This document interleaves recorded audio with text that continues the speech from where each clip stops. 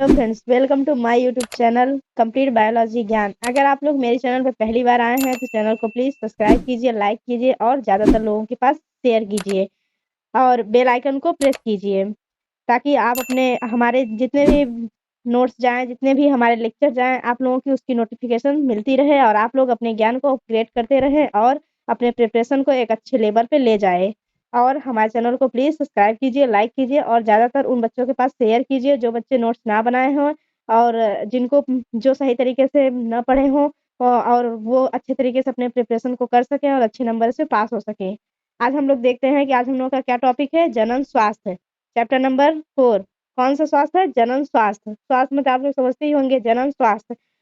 इसका हम लोग क्या देखेंगे? परिभाषा है। इसकी परिभाषा क्या है?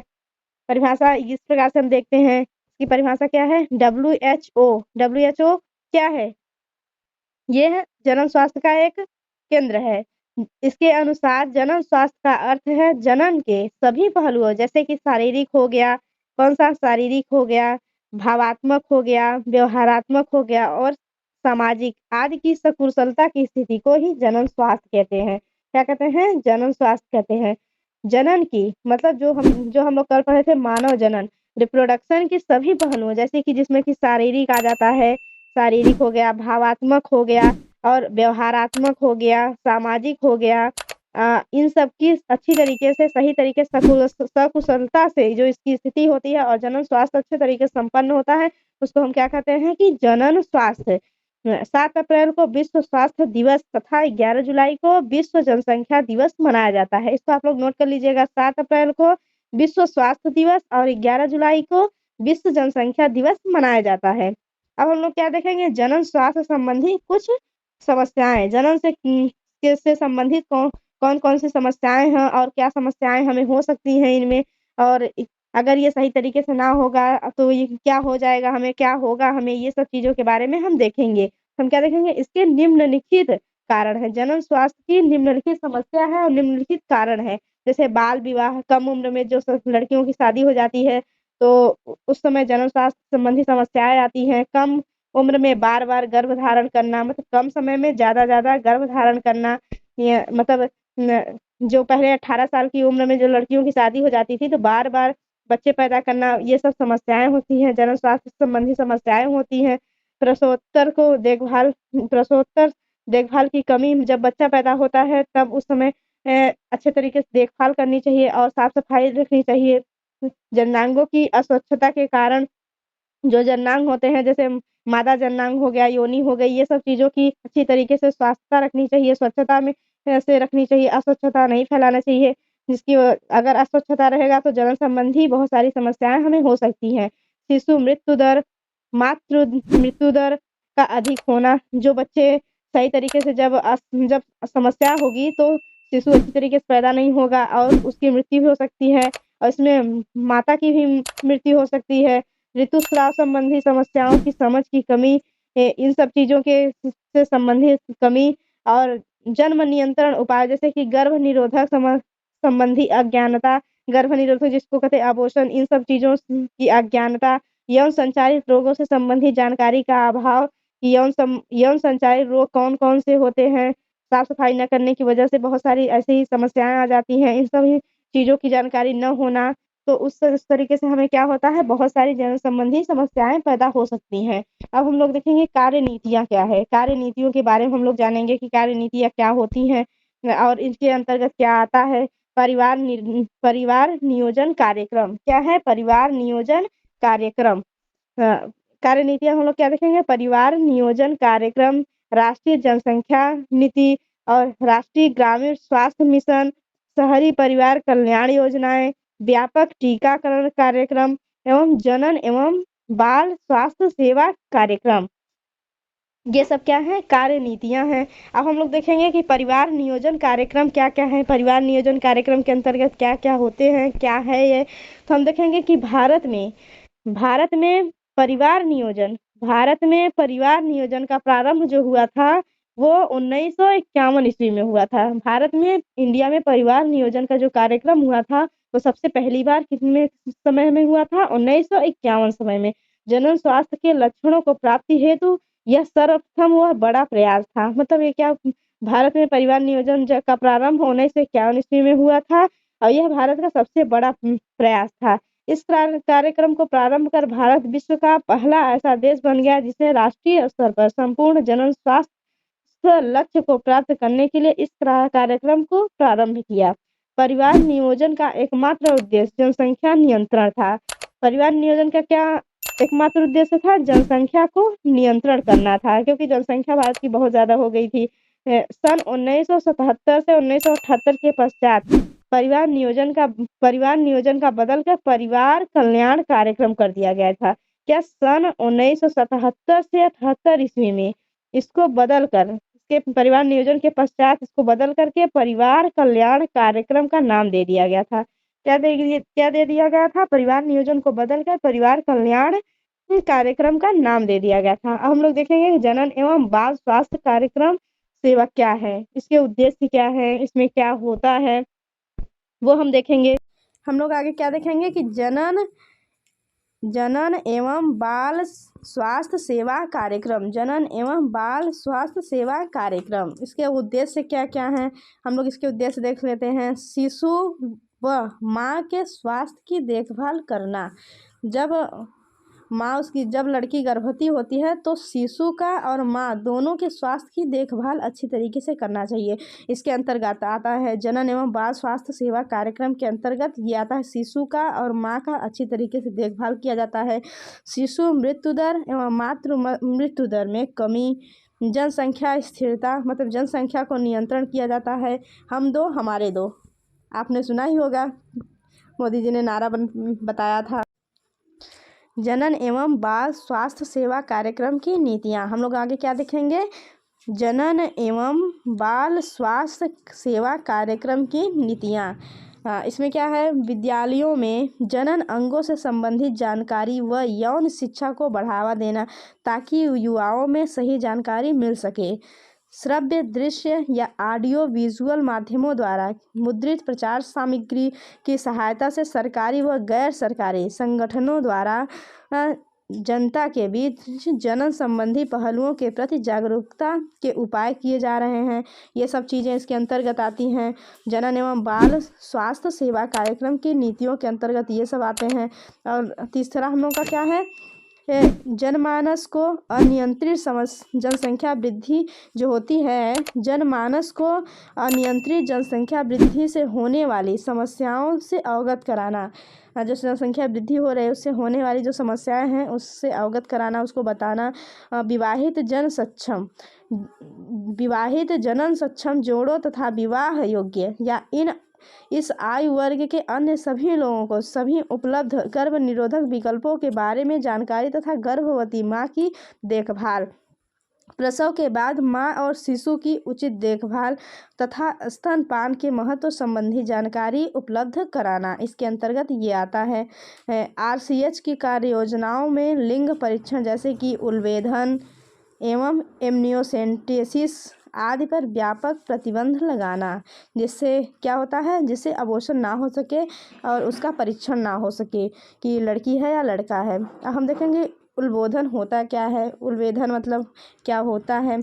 भ्रूण के चारों ओर एक भ्रूण कला एमनियोन पाई जाती है तथा इस भ्रूण कला से ढकी व तरल से भरी एक गुहा में स्थिर होती है। इस तरल से कुछ भ्रूणीय कोशिकाएं पाई जाती हैं। इस जो तरल गुहा होती है उसमें कुछ भ्रूणीय कोशिकाएं पाई जाती हैं। उल्वेधन विधि में एक सीरीज की मदद से तरल की कुछ मात्रा एमनियोटिक गुहा से निकाल ली जाती है। इस तरल से में निलंबित कोशिकाओं के गुणसूत्रों की जांच से भ्रूण की किसी विकृति का पता लगाया जा सकता है। चूँकि यह जांच गुणसूत्रों पर आधारित है, अतः इससे भ्रूण के लिंग का भी पता लगाया जा सकता है और पता लगाया भी जाता है। इस तकनीक या भ्रूणीय लिंग की जांच तथा कन्या भ्रूण हत्या का प्रयोग किया जाता है। इसके द्वारा जो कन्या भ्रूण हत्या चलाया गया था उसी के द्वारा किया जाता था। अतः अब इस विधि पर प्रतिबंध लगा दिया गया है। यह परीक्षण प्रायः गर्भकाल के 16वें से 18वें सप्ताह में किया जाता है। किसमें किया जाता है? 16वें से 18वें सप्ताह में किया जाता है। इसका मतलब गुणसूत्र का पता लगाया जाता है कि लड़की है या लड़का है। जनन व बाल स्वास्थ्य कार्यक्रम की उपलब्धियां, शिशु मृत्यु दर व मातृ मृत्यु दर में कमी हुई है। इसके उपलब्धियां क्या हैं? शिशु मृत्यु दर में और मातृ मृत्यु दर में क्या हुई है? कमी हुई है। लोगों में छोटे परिवार को अपनाना प्रारंभ कर दिया है, मतलब कम बच्चे पैदा कर रहे हैं, जैसे छोटे परिवार हो रहे हैं। चिकित्सा सहायता प्राप्त प्रसवों की संख्या में वृद्धि हुई है। बाह्य दंपतियों की जांच तथा उनके संतान पैदा करने के अवसर बढ़े हैं। यौन संबंधी रोगों के बारे में लोगों की जागरूकता क्या हुई है? बढ़ी हुई है। अब हम लोग देखेंगे कि जनसंख्या विस्फोट क्या है, मतलब ज़्यादा जनसंख्या होना उसको ही क्या कहते हैं? जनसंख्या विस्फोट कहते हैं। हम लोग देखेंगे परिभाषा इसकी क्या है। अपेक्षाकृत कम समय में हुई जनसंख्या में तीव्र वृद्धि को क्या कहते हैं? जनसंख्या विस्फोट कहते हैं। मतलब कम समय में, जैसे कोशिका होती है, कम समय में बहुत सारी कोशिकाओं का निर्माण कर देती है, जिससे कैंसर का निर्माण हो जाता है, उसको हम क्या कहते हैं? को जनसंख्या विस्फोट करते हैं। अपेक्षाकृत कम समय में जो जनसंख्या की वृद्धि होती है, मतलब ये एक कोशिका है, और इससे बहुत सारी कोशिकाओं का निर्माण हो जाता है, तो उसको क्या कहते हैं? जनसंख्या विस्फोट। मतलब एक बच्चे से, एक माता पिता से कई बच्चों का निर्माण मतलब असमय में, या जैसा हम लोग नहीं सोचे हैं। हमारे देश में जनसंख्या स्वतंत्रता के समय लगभग 40 करोड़ थी, तथा यह बढ़कर अब कितनी हो गई? सन 1881 ईस्वी में लगभग 70 करोड़ हो गई है। कितनी हो गई है? पहले कितनी थी? जब हमारा देश स्वतंत्र हुआ था उसके समय हम लोगों की 40 करोड़ जनसंख्या थी। अब क्या बढ़कर 1981 ईस्वी में लगभग कितना हो गई है? 70 करोड़ हो गई है। और 2011 में हुई जनगणना के अनुसार 2011 में भारत की जो जनसंख्या थी वो 111 करोड़ हो गई है। कितनी? 111 करोड़ हो गई है। अब हम लोग देखेंगे विश्व भर में भारत जो है वो चीन से जनसंख्या के दूसरे स्थान पे है। पहले चीन है, क्या है? पहले चीन है, उसके बाद भारत है जनसंख्या के स्थान पर। अब हम लोग देखेंगे जनसंख्या विस्फोट के कारण क्या क्या है। जनसंख्या विस्फोट के क्या क्या कारण है हम देख लेंगे। जनसंख्या विस्फोट के कारण निम्नलिखित हैं। मृत्यु दर में आई निरंतर कमी, मातृ मृत्यु दर में कमी, शिशु मृत्यु दर में कमी, जनन आयु वाले व्यक्तियों की संख्या में कमी, जो जनन आयु वाले जो व्यक्ति हैं उनकी संख्या में कमी। जनसंख्या विस्फोट के हम लोग क्या देख लेंगे? कुछ दुष्परिणाम। जो ज़्यादा जनसंख्या होने से क्या दुष्परिणाम होते हैं?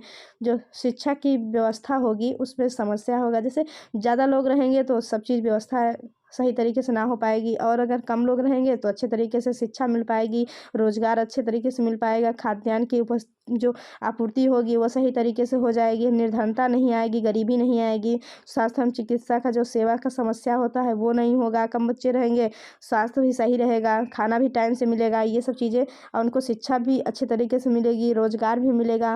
और हम लोग देखेंगे कि उसके नियंत्रण के उपाय क्या क्या हैं। जनसंख्या वृद्धि के नियंत्रण के क्या उपाय हैं? जनसंख्या नियंत्रण का सर्वाधिक प्रभावी तरीका गर्भ निरोधक क्या है? गर्भ निरोधक का प्रचार करना। जो जनसंख्या वृद्धि हम लोग करेंगे तो उसके उपाय क्या हैं? गर्भ निरोधक, जो ज़्यादा संतान ना पैदा हो इसके लिए गर्भ निरोधक गोलियां खिलाई जाती हैं कि गर्भ में बच्चा ना टिके। छोटे परिवार वाले दंपतियों को प्रोत्साहन देना, मतलब जो जिसके कम बच्चे न हो उनको प्रोत्साहन देना, और सबको बताना कि कम से कम बच्चे पैदा करें। शिक्षा व्यवस्था, मतलब अच्छी शिक्षा व्यवस्था होने के कारण सब में जागरूकता आई है, और जिससे छोटा परिवार सब अपनाए हैं। परिवार कल्याण संबंधी कार्यक्रम को बढ़ावा देना। अब हम लोग देखेंगे गर्भ निरोधक क्या है। गर्भ निरोधक के अंतर्गत क्या आते हैं? एक उत्तम गर्भ निरोधक में निम्नलिखित गुण होने चाहिए। एक उत्तम गर्भ निरोधक में निम्नलिखित गुण होने चाहिए। यह पूर्ण रूप से कारगर होना चाहिए, यह प्रयोग में सरल होना चाहिए। जो गर्भ निरोधक होते हैं वो कारगर होना चाहिए और सरल होना चाहिए। इसका कोई दुष्परिणाम, मतलब दुष्प्रभाव नहीं होना चाहिए, खाने के बाद दुष्प्रभाव हो जाए और इंसान की जान जाने की भी समस्या हो जाए। यह आसानी से उपलब्ध होने वाला होना चाहिए, यह नहीं कि बहुत ज़्यादा कास्टली हो, महंगा हो और हम उसको ना खरीद पाएँ, ना उपलब्ध करा पाएँ। तो यह ऐसा होना चाहिए जो आसानी से हम लोग खरीद सकें, आसानी से हमें मिल सके। गर्भ निरोधकों के प्रकार हम लोग देखेंगे। गर्भ निरोधक के क्या क्या प्रकार हैं? वर्तमान में बाजार में उपलब्ध गर्भ निरोधक को निम्नवत श्रेणियों में बांटा गया है। क्या हुआ है? जो गर्भ निरोधक हैं उसको हम निम्न श्रेणी हम बांटे हैं। पहली क्या है? प्राकृतिक विधि, रोधरोधक और अंतर गर्भाशय युक्तियाँ, गोलियाँ, शल्य क्रिया विधियाँ, मतलब बंध्यकरण। ये क्या है, बंध्यकरण। हम तो पहले देखेंगे प्राकृतिक विधियाँ क्या क्या हैं, प्राकृतिक विधियों के अंतर्गत क्या होती है। तो हम लोग देख रहे हैं कि प्राकृतिक विधियाँ क्या क्या हैं। यह प्रक्रिया अंड मतलब एग और स्पर्म को मिलने से रोकता है। क्या करता है, एग और जो शुक्राणु होते हैं, ये अंग और ये स्पर्म, इनको मिलने से रोकता है। इसमें निषेचन को रोका जाता है। यह निम्न तरीकों से की जाती है। कितने कितने तरीकों से की जाती है, बाहरी स्खलन विधि द्वारा। किसके, बाहरी स्खलन विधि द्वारा, आवधिक संयम के द्वारा, और किसके द्वारा की जाती है, और हम देखेंगे किसके द्वारा की जाती है, बाहरी स्खलन विधि।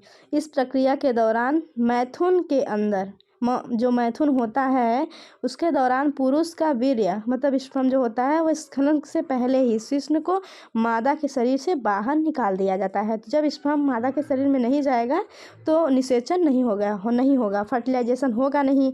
जब फर्टिलाइजेशन नहीं होगा तो कोई भी स्त्री प्रेग्नेंट नहीं होगी। और आवधिक संयम क्या है, इसमें एक दंपति मासिक चक्र के 10वें से 17वें दिन के बीच में मैथुन नहीं करते, क्योंकि इस दौरान गर्भधारण के बहुत अधिक अवसर होते हैं। मतलब जो एमसी के 7 दिन पहले और एमसी के 7 दिन बाद, ये सब क्या पाए जाते हैं, इसको कहते हैं सेफ टाइम। इसको क्या कहते हैं हम, सेफ टाइम। और आवधिक संयम भी इसको कहते हैं। दंपति मासिक चक्र 10वें मतलब 10 दिन, जैसे एमसी के 10 दिन बाद से और 17वें दिन के बीच में, उसमें मैथुन नहीं करते, क्योंकि इस दौरान गर्भधारण की बहुत सारी समस्याएं होती हैं और बहुत सारी अवसर भी होते हैं कि गर्भधारण हो भी सकता है। अब हम देखेंगे स्तनपान अवस्था विधि क्या है और स्तनपान चक्र अवस्था चक्र क्या है। प्रसव के बाद माँ जब तक शिशु को स्तनपान कराती है तब तक ऋतुस्राव चक्र या अंडोत्सर्ग आरंभ नहीं होता है। यह विधि लगभग 6 माह तक कारगर मानी जाती है। प्रसव पश्चात यह विधि कारगर नहीं पाई जाती। हम लोग देखेंगे कि रोधक विधियाँ क्या क्या हैं। रोधक विधि में हम लोग क्या देखेंगे, हम लोग पहला देख लिया, अब हम लोग देखेंगे रोधक विधि क्या क्या है। रोधक विधि में इस विधि में किसी भौतिक अवरोधक का क्या होता है, भौतिक अवरोधक का प्रयोग करके नर तथा मादा को क्या होता है, नर और मादा को, नर युग्मक को और मादा युग्मक को मिलने से रोक दिया जाता है। जैसे होता है कंडोम, सर्वाइकल कैप्स, डायाफ्राम, ये सब क्या है, रोधक विधियाँ। कौन सी, फिजिकल रोधक विधियाँ हैं, तो भौतिक अवरोधक हैं। इसका यूज करके गर्भधारण नहीं किया जा सकता। अब हम देखेंगे कि अंतर गर्भाशयी युक्ति क्या है। तीसरा क्या है, अंतः गर्भाशयी युक्ति है। अंतः गर्भाशयी युक्ति को गर्भाशय से जोड़ा जाता है, जो किसी प्रशिक्षित डॉक्टर या नर्स के द्वारा लगवाया जाता है। यह युक्ति निम्नलिखित प्रकार की होती है। पहला क्या है, औषधि रहित अंतःगर्भाशय युक्तियाँ। दूसरा तांबा मोचक IUN युक्तियाँ। और तीसरा क्या है, हार्मोन्स मोचक। तीसरा क्या है हमारा, हार्मोन्स मोचक। ये सब अब हम देखेंगे गोलियाँ क्या क्या हैं, गोलियाँ में क्या क्या आती हैं, इसको आप लोग देख लीजिएगा। अंतःगर्भाशय युक्तियाँ मतलब औषधि रहित तांबा मोचक युक्तियाँ और हार्मोन मोचक युक्तियाँ। हम लोग क्या देख रहे हैं अब, गोलियाँ, गर्भ निरोधक गोलियाँ कौन कौन सी हैं। गर्भ निरोधक गोलियों के अंतर्गत ये आता है, यह किसी विशेष प्रकार की गोलियाँ होती हैं जिसमें एस्ट्रोजन व प्रोजेस्टेरॉन का क्या होता है, संगठन होता है। यह गोलियां प्रायः मादा द्वारा 21 दिनों तक लगातार ली जाती हैं तथा शेष 7 दिनों तक का अंतराल रखा जाता है। इस गोलियों को लगातार बिना भूले रोज ही खाना होता है। यह गोलियां एस्ट्रोजन व प्रोजेस्टेरॉन हार्मोन्स को शरीर में बढ़ा देती हैं, जिससे आवर्त चक्र प्रक्रिया का प्रभाव पड़ता है। उदाहरण क्या क्या है, सहेली और मालाडी, ये 2 गर्भ निरोधक गोलियां हैं। अब हम लोग देखेंगे शल्य क्रिया विधि क्या है। शल्य क्रिया विधि में हम लोग देखते हैं, यह विधि उन लोगों में कराई जाती है जो भविष्य में बच्चा नहीं चाहते हैं। इस विधि को बंध्याकरण भी कहते हैं। यह विधि परिवार नियोजन की अस्थायी विधि है। बंध्याकरण प्रक्रिया को पुरुषों में शुक्रवाहक उच्छेदन या महिलाओं में के लिए डिंबवाहिनी नलिका उच्छेदन कहा जाता है। जिसको कहते हैं हम लोग क्या कहते हैं, ऑपरेशन होने के बाद बच्चा ना लेना, बच्चे को भविष्य में कभी पैदा ना करना, शल्य क्रिया विधि होता है। हम लोग देखेंगे सगर्भता या चिकित्सिक समापन, MTP क्या है। तो गर्भावस्था पूरा होने के पहले ही क्या होता है, गर्भावस्था पूरा होने के पहले ही दंपति की इच्छा से गर्भ को खत्म करने की प्रक्रिया को चिकित्सीय सगर्भता समापन या प्रेरित गर्भपात कहते हैं। मतलब समय, मतलब बच्चा 9 महीने में पैदा होता है, 9 महीने के पहले ही उसको वो अबॉर्शन करवा देना, वह क्या कहलाता है, प्रेरित गर्भपात कहा जाता है। सगर्भता चिकित्सीय समापन को भारत सरकार ने विशेष उपस्थितियों में ही वैध माना है। जैसे कि स्त्री की इच्छा से सगर्भता, मतलब अगर स्त्री की इच्छा है, उसको बच्चे हैं और वह बच्चा नहीं चाहती, तब वो हो सकता है अबॉर्शन। गर्भ निरोधक साधनों के असफल होने के कारण सगर्भता, जैसे गर्भ निरोधक कोई दिया है, जैसे गोली हो गई, माला डी, सहेली, ये सब चीज़ें दिए हैं और उसमें कोई त्रुटि हो गई और सही तरीके से वर्क ना किया है वो, और उस लापरवाही से वह प्रेग्नेंट हो जाती है, तो हम इसको गर्भपात करवा सकते हैं। अनचाहा गर्भधारण, जैसे बिना मन, मतलब मन नहीं है गर्भधारण करने का और अनचाहा गर्भधारण हो गया तो उसको हम लोग अबॉर्शन करवा सकते हैं। बलात्कार का कोई बच्चा हो गया तो उसको हम गर्भपात करवा सकते हैं। भारत सरकार ने एमटीपी के दुरुपयोग को रोकने के लिए सन 1971 में एमटीपी को कानूनी स्वीकृति प्रदान कर दी थी। इस कारण लिंग परीक्षण पर रोक लगा दिया गया था और कन्या भ्रूण हत्या पर भी नियम बनाया गया। प्रथम तिमाही तक गर्भपात कराना सुरक्षित रहता है। मतलब जब बच्चा 3 महीने का हो, 3 मंथ का जब बच्चा होता है तब हम गर्भपात करा सकते हैं, उसके बाद नहीं करा सकते। उसके बाद अगर हम कराएंगे तो या फिर माता की जान जाने की ज़्यादा संभावना रहती है, कुछ ना कुछ दिक्कतें होती हैं। हम लोग क्या देखेंगे, यौन संचारित एवं क्या देखेंगे हम लोग, यौन संचारित या लैंगिक संचारित रोग। मतलब जो यौन संचारित रोग क्या क्या हैं ये हम लोग देखेंगे कि यौन संचारित रोग किस प्रकार से होते हैं। ये वे रोग जो संभोग के समय यौन संबंधों द्वारा एक व्यक्ति से दूसरे व्यक्ति में संचारित होते हैं, उन्हें यौन संचारित रोग कहते हैं। जैसे कि एड्स हो गया, क्या होता है, एड्स हो गया, HIV हो गया, ये सब चीज़ें क्या होता है, HIV हो गया, ये सब चीज़ें क्या होती हैं, संभोग के समय एक दूसरे के अंदर प्रवाहित होती हैं। या लैंगिक संचारित, उसे क्या कहते हैं, लैंगिक संचारित रोग कहते हैं। इन्हें यौन रोग या गुप्त रोग भी कहा जाता है। क्या कहा जाता है, यौन रोग या गुप्त रोग कहा जाता है। अब ये किस प्रकार से फैलती हैं, जीवाणुओं द्वारा भी होती हैं, विषाणुओं द्वारा भी होती हैं। पहला हम लोग क्या देखेंगे, जीवाणुओं द्वारा। जीवाणुओं द्वारा कौन कौन से रोग होते हैं, तो हम लोग देखेंगे कि क्या है, सुजाक। पहला रोग क्या है, जीवाणुओं द्वारा सुजाक। क्या है, सुजाक। यह रोग क्या होता है, या यह रोग कहाँ पाया जाता है, यह रोग जीवाणुओं द्वारा फैलता है। जो सुजाक होता है यह रोग किसके द्वारा, जीवाणुओं के द्वारा फैलता है। सुजाक रोग नाइसेरिया गोनोरिया नामक जीवाणु होता है। सुजाक रोग क्या होता है, नाइसेरिया और गोनोरिया नामक जीवाणु होता है। लक्षण, इसमें लक्षण क्या है, मूत्र त्याग के समय जलन। क्या होता है, मूत्र त्याग के समय जलन। सिफिलिस क्या होता है, सिफिलिस यौन संचारित रोग होता है। क्या होता है, यौन सिफिलिस जो होता है यौन संचारित रोग होता है। इसमें क्या होता है, सिफिलिस रोग ट्रिपोनीमा पेलिडम जीवाणु होता है। क्या होता है, ट्रिपोनीमा पेलिडम जीवाणु होता है सिफिलिस। इसमें लक्षण क्या होता है, जननांगों पर घाव होना। जननांगों पर क्या होता है, जैसे योनि पर घाव होना, ये क्या होता है, सिफिलिस का रोग होता है। अब हम देखेंगे कि विषाणुओं द्वारा कौन कौन सा रोग होता है और क्या किस तरीके से होता है। पहला क्या है विषाणुओं का, एड्स। एड्स विषाणुओं द्वारा होता है। एड्स रोग प्रतिरक्षा तंत्र को कम कर देता है, मतलब जो इम्यूनिटी होती है उसको वो कम कर देता है। क्या करता है, इम्यूनिटी को कम कर देता है जो विषाणु। जैसे एड्स हो गया, ये HIV नामक विषाणु से होता है। एड्स जो होता है HIV नामक विषाणु से होता है। लक्षण क्या होता है, निरंतर ज्वर, मांसपेशियों में दर्द। क्या होता है, निरंतर ज्वर होता है, मतलब बुखार आता रहता है और मांसपेशियों में दर्द होता है। अब हम लोग क्या देखेंगे, हेपेटाइटिस बी। हेपेटाइटिस बी में क्या होता है, जो कि विषाणु के द्वारा फैलता है रोग, हेपेटाइटिस बी। अब हम लोग देखेंगे यह भी एक विषाणु जनित रोग है। इसमें HBV नामक एक विषाणु होता है, उसके द्वारा होता है। इसका लक्षण क्या होता है, इसमें पेट दर्द होता है, जी मचलाना, मतलब उल्टी उल्टी जैसा लगता है इसमें, हेपेटाइटिस बी में। अब हम लोग देखेंगे जेनिटल वार्ट। यह क्या होता है, जेनिटल वार्ट में यह रोग ह्यूमन पॉलिप पॉपिलेमा वायरस के द्वारा होता है। किससे होता है? ह्यूमन पॉपिलोमा वायरस के द्वारा होता है। लक्षण क्या होता है? पुरुषों के शिश्न व स्त्रियों के लेविया योनि व गर्भाशय में मस्से बन जाते हैं, मतलब छोटे छोटे छोटे छोटे मस्से बन जाते हैं।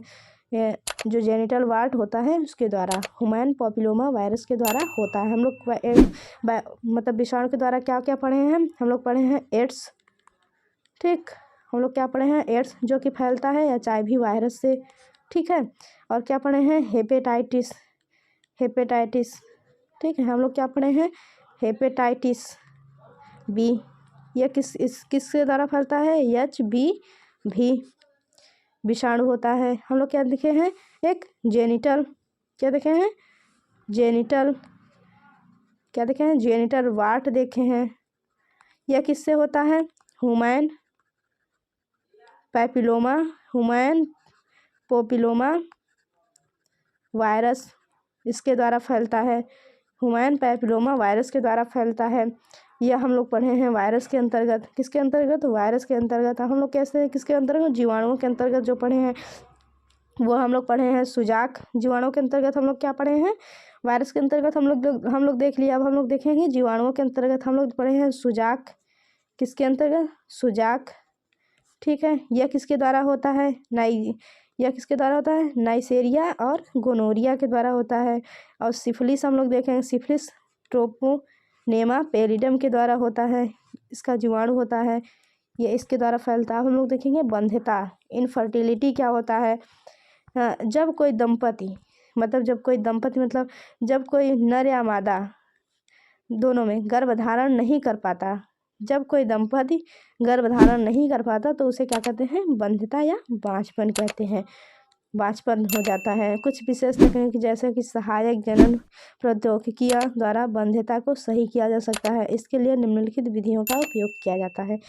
इसके द्वारा निम्नलिखित विधियों का उपयोग किया जाता है, जिसमें कहते हैं परख नली विधि होता है। परख नली से शिशु का निर्माण होता है। युग्मक अंतःफैलोपियन स्थानांतरण द्वारा होता है। इन विट्रो जिसको कहते हैं परख नली शिशु को इन विट्रो कहते हैं, और युग्मक अंतःफैलोपियन को कहते हैं गिफ्ट, और एक होता है जिफ्ट।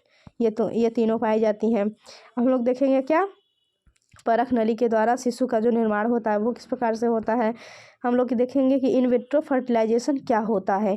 इस विधि में शुक्राणु और अंडाणु के मध्य निषेचन होता है, और निषेचन की क्रिया शरीर के भीतर होती है।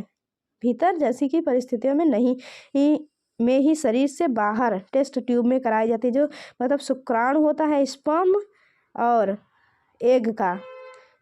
और एग का जो फर्टिलिटी होता है वो शरीर के भीतर नहीं किया जाता, वह किसी टेस्ट ट्यूब में कराया जाता है। किसमें? किसी टेस्ट ट्यूब में कराया जाता है। यह जो स्त्री होती है उसके गर्भाशय में न कराकर किसी टेस्ट ट्यूब में कराया जाता है। इस विधि में पत्नी या दाता स्त्री के अंडाणु या पति के दाता पुरुष के शुक्राणु को प्रयोगशाला में ले जाकर निषेचन कराया जाता है, जिससे जाइगोट का निर्माण किया जाता है और फिर स्थानांतरण कर दिया जाता है पत्नी के ओवरी में, ठीक। हम लोग देखेंगे युग्मक अंतःफैलोपियन स्थानांतरण क्या है। यह उन महिलाओं में के लिए अधिक उपयोगी होता है जिनमें यह किनमें होता है? यह उन महिलाओं के लिए ज़्यादा अधिक उपयोगी होता है जिनमें अंडाणु का निर्माण नहीं होता, जिनमें अंडाणु क्या होता है? नहीं निर्मित होता, लेकिन निषेचन तथा भ्रूण में बदलाव में सक्षम होती है। मतलब इसमें जो एग होता है वो एग नहीं बनता, इसमें क्या होता है? एग नहीं बनता, और भ्रूण जो होता है भ्रूण के बदलाव में सक्षम होती है। मतलब इसमें भ्रूण बन जाता है पर एग का निर्माण नहीं होता। इसमें दाता स्त्री के अंडाणु को स्त्री के अंडवाहिनी में स्थानांतरण कर दिया जाता है इसके द्वारा। अब हम लोग देखेंगे कि अंतःकोशिकीय शुक्राणु निक्षेपण क्या है। इसमें शुक्राणु सीधे अंडाणु के अंदर प्रवेश करा दिया जाता है। इसमें क्या होता है? जो शुक्राणु होता है वो अंडाणु के अंदर प्रवेश करा दिया जाता है। अंतःकोशिकीय शुक्राणु निक्षेपण। तो क्या पढ़ेंगे? कृत्रिम वीर्य सेचन। हम लोग क्या पढ़ेंगे? कृत्रिम वीर्य सेचन। इसके अंतर्गत हम लोग पढ़ेंगे यह विधि उन नरों में उपयोग की जाती है जो प्राकृतिक रूप से स्त्री की योनि में वीर्य नहीं पहुंच पाते हैं, जिनके वीर्य में शुक्राणु नहीं होते। मतलब यह उन आदमियों के लिए होता है जिनमें शुक्राणु सही तरीके से, जिसकी मोटिलिटी शुक्राणु की सही नहीं होती और वो बच्चा पैदा करने में सक्षम नहीं होते, उनमें कृत्रिम वीर्य सेचन किया जाता है। इस विधि में पति या स्वस्थ दाता की वीर्य को स्त्री के योनि या गर्भधारण में प्रवेश किया जाता है। हम लोग देखेंगे कि सरोगेट मदर क्या होती है। सरोगेट माँ, कुछ स्त्रियों में अंडाणु का निषेचन होता है किंतु कुछ कारणवश भ्रूण का परिवर्धन नहीं हो पाता। मतलब अंडाणु का निषेचन तो होता है, मतलब इसमें जाइगोट तो बन जाता है। क्या होता है? जाइगोट बन जाता है, ठीक है। पर उसमें क्या होता है कि वो परिवर्धन मतलब भ्रूण का परिवर्धन नहीं कर पाती। मतलब जाइगोट बन जाएगा पर उसको बच्चा टिकता नहीं उनके गर्भाशय में। इस अवस्था में स्त्री के अंडाणु व इसके पति के शुक्राणु का कृत्रिम रूप से निषेचन कराया जाता है तथा अ, भ्रूण को 32 कोष की अवस्था में किसी दूसरी इच्छित व स्त्री के गर्भाशय में आरोपित किया कर दिया जाता है। इस स्त्री को क्या कहते हैं? सरोगेट मदर कहते हैं। मतलब जिस स्त्री में जाइगोट बन जाता है पर वो गर्भ धारण नहीं कर पाती, तो उसका जिसके पति का स्पर्म और निषेचन हुआ जो जाइगोट जाइगोट होता है वो किसी दूसरी स्त्री में ट्रांसफर कर दिया जाता है। जब वो 32 कोशिकाओं की हो जाती है इस अवस्था में, तो उसको उस स्त्री को क्या कहते हैं? हम सरोगेट मदर कहते हैं। Thank you student, thank you for watching my YouTube channel and subscribe करिए आप लोग और ज़्यादातर लोगों के पास शेयर कीजिए और ताकि सभी बच्चे पढ़ सकें और अपने नॉलेज को अपग्रेड करें और अच्छे नंबरों से पास हो सकें। आशा करती हूँ आप लोगों को हमारा वीडियो बहुत अच्छा लगा होगा और जो चैप्टर आप लोग नहीं देखे हैं वो जाकर हमारे यूट्यूब चैनल पे देख लीजिएगा। Thank you for watching complete biology ज्ञान और देखते रहिए इसको और ऐसे ही सपोर्ट करते रहिए आप लोगों का। धन्यवाद।